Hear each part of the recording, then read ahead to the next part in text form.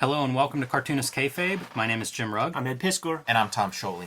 Man, do we have a gem here today, The Art of Simon and Kirby Studio. This is one of the most incredible art books I have come across in comics. Before we dive into this though, Ed, tell us about Red Room. Red Room comics are in the wild. Murder on the dark web for fun and profit is the name of the game in the Red Room universe. And we are putting these comics out every 4 weeks or so, man. So go to your local comic shop. Get them put on your pull list. Scoop the comics up there. If you don't have a good shop, man, hit up the Fantagraphics website. The link to get the comics is at my link tree in the description below this video.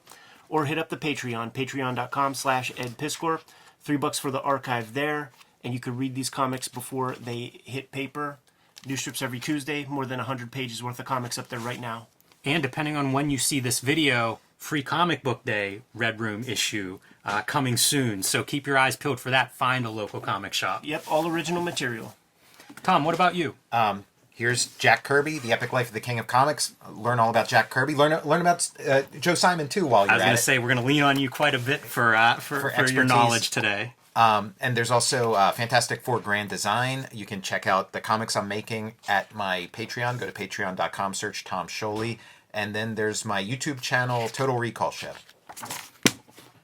Jim, you can what do you have? Join me on patreon.com/Jim Rugg, where you can download out-of-print zines and mini comics. You can see a lot of my original art on my Patreon.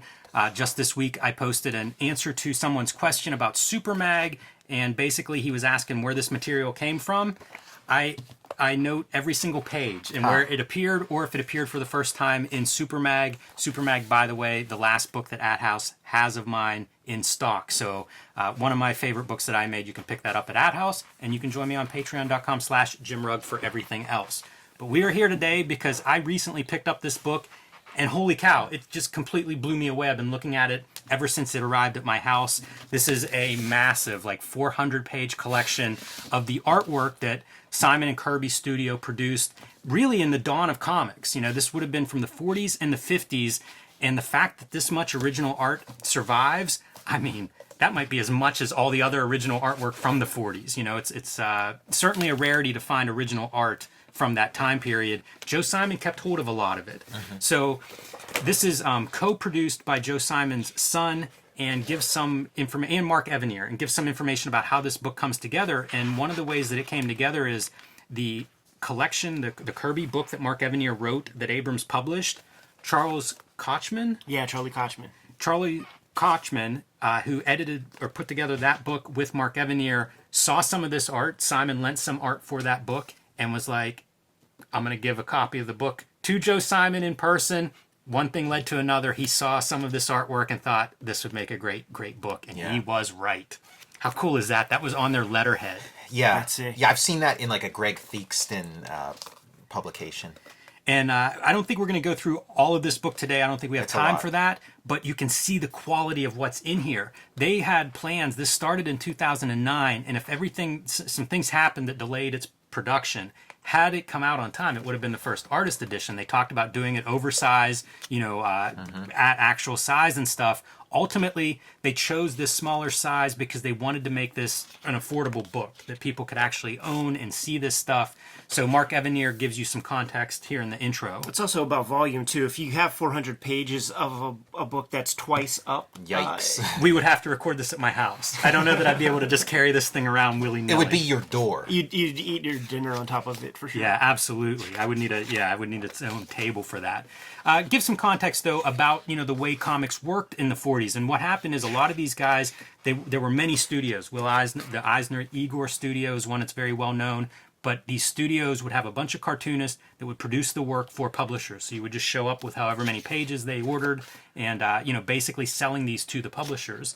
And because it was a studio, pages would get passed around. Everybody would be working on them, meeting deadlines, maybe working to your strength. If somebody was new, maybe they'd start out inking backgrounds, for example. That guy could draw a hell of a tank. Yeah, man, I don't know if you want to get labeled for the backgrounds. But it's an incredible collection of work spanning about 20 years. I didn't realize this studio was together that long.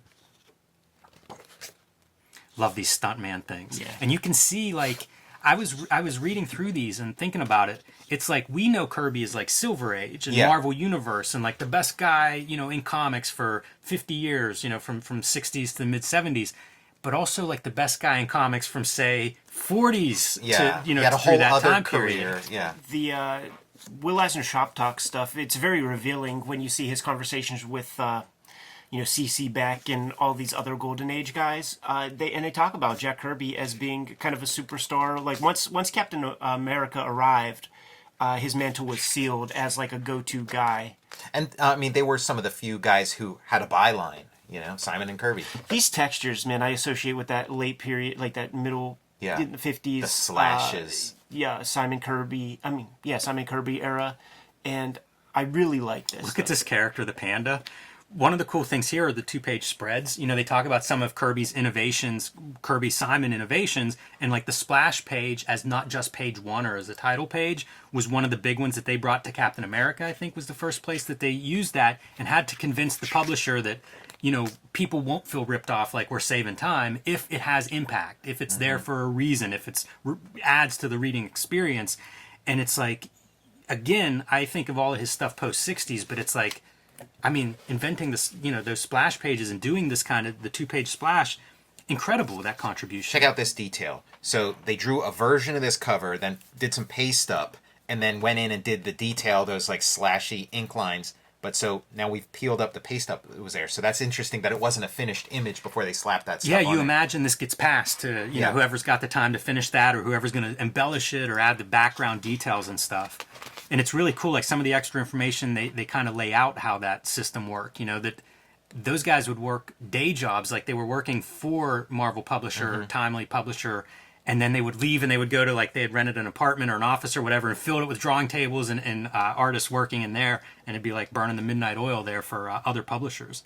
And it traces through, like, as you go through this, you see some of the genres that they do, such as romance, kid gangs, crime comics, you know, the trends that were popular at the time. How about that for seeing like some of the pencil layouts? Yeah, you don't get to see too much of that from this era. This is cool too. Like you would see in those like headline comics and stuff. You see names like Bill Drought and a couple of these other dudes would come through the studio. This is Bill Drought. Look at how much he is like the Milt Caniff. Oh, yeah. You know, Yeah. you can see Milt Caniff's influence on Cartoonist at this time period. He has a couple of stories in here, and they just get more and more Caniff-like as they go on. But that's the other part that's interesting is how many people came through the studio or had hands in some of these pages. And a great feature of this book is it's all cataloged in the back. So as you're going through and you're like, that doesn't look like who is Kirby. that? You know, they're all listed, Mort Meskin, you know, whoever the collaborators may be, as much in terms of as much information as they have. In some cases, this information is not widely available. You know, it's been lost to time. But again, like, man, I can't praise Simon enough for keeping hold of all of this stuff. Recently read an interview with Bill Finger's son. Yeah, Fred Yeah. Finger. And I mean, like, he sold everything, you know, like he was living in poverty and didn't keep anything. And that's the case with a lot of this stuff. You know, I think Simon fought to get a lot of this artwork back, which was something that was pretty unknown at the time. Not too many books like this can be made because not too much of this art was preserved. But Simon did that. He also maintained the copyrights on all of this stuff so that they could continue to be reprinted. You know, a lot of the Simon Kirby comics are available in collections from Titan because Simon kept those copyrights. You know, Kirby gets credited as co-creator of Captain America because Joe Simon fought for that credit in court. So it's a glowing endorsement of Joe Simon, this book. Kirby always cited him as being the business guy, Right, Joe yeah. Simon. Yeah, absolutely. Yeah, he cut the good deals for the both of them. And you can see, again, these different kinds of genres that they're covering. I mean, they did so many comics that basically covered everything. Get to see some of the whiteout showing up. Love it. What are they whiting out on that arm or that shoulder? You know, it's that thing that I'll see like Jaime and it'll be whited out and the lines moved a 1/16 of an inch, and you're like, how do you see that that's wrong or needs to be revised? This is kind of noteworthy, and I think we'll visit this in at some point in the near future, this story, but the Boys Ranch story, Mother Delilah, this is Simon and Kirby consider this their best comic that they made. So that's one that we'll probably look at in its own episode. But how awesome is it that their best comic, they have like all the original art has survived these 75 years. There aren't very many stories like shown in their entirety in this volume, and this happens to be one of them. This was another artist, and this was an Argentinian artist. And, you know, we've looked at like Brescia and a few different things from Argentina. Argentina has a really interesting comic scene and history, so I thought it was kind of cool that, you know, there's an artist represented from there, and I like his art quite a bit. I was going through this story. This is a complete story, Tom, one of the few that's in here. And I thought, like, just looking at these pages, compositionally, like, almost every panel is really striking. I love this of, like, the cops, you know, racing out of the fiery hallway. That looks like Daredevil Born Again or something, like a Mazzucchelli. Yeah, it's really impressive artwork, and, you know, again, gives the picture of what the Simon Kirby studio was doing in terms of producing, you know, having a lot of artists coming through and producing all of this work. And part of that index in the back talks about, you know, what Kirby's contribution is. A lot of times, as they would get really busy, he might just do covers and a splash page, you know, just one page in the story to get his illustration in there to sell the story, and then you'd be passing it off. I flagged the face on Mars because The Face on Mars. I don't need to say why, right? Yeah. I think this is Al Williamson inking. I Yeah, believe there's yeah. several pages in here that Al Williamson inks over Kirby, and they're breathtaking. Yeah, an interesting pairing. Yeah. You know, this whole story, I believe, is Al Williamson, and you can kind of see. I like seeing these very different stylists Yes. working together. You get to see where he kind of, you know, rounds certain things off, does some good stuff with like blacks and whites in terms of the composition, and spotting blacks I think is really interesting. And even like that texture, something Not I don't know very if you see it in a Kirby-ish, Kirby comic elsewhere. Some of the science fiction stuff, you know, I was talking about the genres. Almost every genre is represented here, and it's kind of cool because a lot of this stuff does go through the 50s. So the other bit of original art that we have from the 50s, EC Comics, and you get to think like Kirby working round the clock essentially concurrently with EC Comics. And what does the Kirby output look like at that time versus the, you know, we always think of the EC Comics, and I'm glad that it survived as well in terms of original art, but it's neat to see like Kirby is contemporary of that and producing work that was in high demand and was very successful, you know, at that time as well. And a high volume. Very high volume. Yeah. It's Some like I said, motifs that show up later in Kirby's work of like a guy stuck to an asteroid. see Seen that a few in- times. In Thor, with Surtur, with New Gods, with the Promethean giant. Yeah, and Alan Moore's Swamp Thing, right? Yeah. We get a really nice 2-page spread of that. I mean, how beautiful is this? That may be an Al Williamson as well. Yeah, there was a comic, it was like the Three Rocketeers, and that's where you'd see a lot of the Kirby Williamson stuff. And I think Dave Gibbons has a page or two of that. Race to the Moon, Race to Space, Yeah. whatever that series is titled. Yeah, there's your Three Rocketeers, The Great Moon Mystery. Get to see screen tones applied from that time period. Look at the various screen tones, like having that organic tone for your foreground rocks. You could see how Dave Gibbons would like fall in love with this stuff. Like I see some, you know, It's commonality so clean. there. Yeah, like this is just it's hard to even picture that as being like a Kirby panel. It's a Right, very yeah, different just approach. the design, like just the like that kind of like, you know, nobody makes terrain or environments like he does, but yeah, the mark making is very different. Some of that white zipatone. So mostly I just didn't even realize what this collection was. Like this came out several years ago and I had no idea how great it was. So I was super excited for it, figured it'd be something worth showing off. As of now, it's still very affordable. Yeah. Hopefully, you know, anybody that has slept on it is now aware of it, because if you like original art, if you're a fan of comics history, this is one of the most impressive books that I've seen in a long time. Yeah, covers like a blind spot in comics history. It really does. And it's part of that blind spot, I think, is Joe Simon's control of it, but also it's the reason that we can have this now.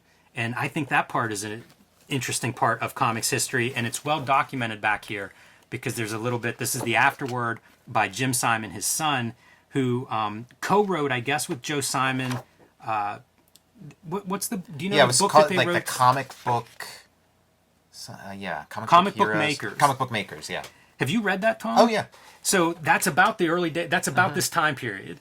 I really want to read it now that I've gone through this book a couple of times. Like, Yeah, I have a signed copy from Joe Simon. look at that, the thing on Sputnik 4, like putting a time period to this piece. So Very fun. There's some horror comics in here as well that I think are mostly Mort Meskin's work. This was a panel that I thought about flagging. I just absolutely love this. It's like a street scene. All these guys based in New York. I'm sure, looking around and just drawing what they see. And look at the texture for just indicating, some vegetation, some trees, a park or whatever that is. Just dashes. The color's going to take care of the rest of it. Really strong stuff. But I love the shadow. Like the whole street's in shadow except for this one street light. Providing the illumination. Good silhouettes. It's overwhelming too, by the way. Like I've been going through it where I just cover a few pages with myself, each night. Good way to wind down at the end of the day. But what a wealth, what a resource. This would have been the greatest book I ever saw in the first 40 years of my life or something. And now we're spoiled by how much good quality comics are out there. But it still is definitely a time period that you just don't see too much work, especially original comic book art from this time period. Super cool, man. And we'll probably dig into this, as we get into different stories. Like we'll definitely do that Mother Delilah story at some point, and maybe pull this out, or the Boys Ranch reprints that Marvel Comics put out in the '90s, which again goes back to Joe Simon negotiating those because he maintained these copyrights. It is amazing. So I need to read the comic book makers just to get more Joe Simon information in my life. Let's go do that. Kayfabers, like, follow, subscribe to the YouTube channel. Hit the bell. We'll notify you when new vids are available. Jimmy, what's out there? You can join me on patreon.com/JimRugg, where you can download out-of-print zines and mini comics of mine. You can see a lot of my original art, my process, scripts, notes, all of that good stuff on patreon.com/JimRugg. See Jack Kirby and Joe Simon creating some of this stuff in Jack Kirby, The Epic Life of the King of Comics. Read Fantastic Four Grand Design. Check out my Patreon. Search Tom Scholey at patreon.com. And watch my YouTube channel, Total Recall Show. Get your Red Room comics today, man. Murder on the Dark Web for Fun and Profit. Every issue completely self-contained. New issues come out every 4 weeks. They're at your comic shop, or hit up the Fantagraphics website to get your copies. You could also go to my Patreon, patreon.com/EdPiscor, and you can read the comics right now today before they hit paper. Subscribe to the Cartoonist Kayfabe e-newsletter at the links below this video. You can also find Cartoonist Kayfabe t-shirts and merchandise at the links below this video. Given those marching orders, Jimmy, we're going to be on our way. Make more comics.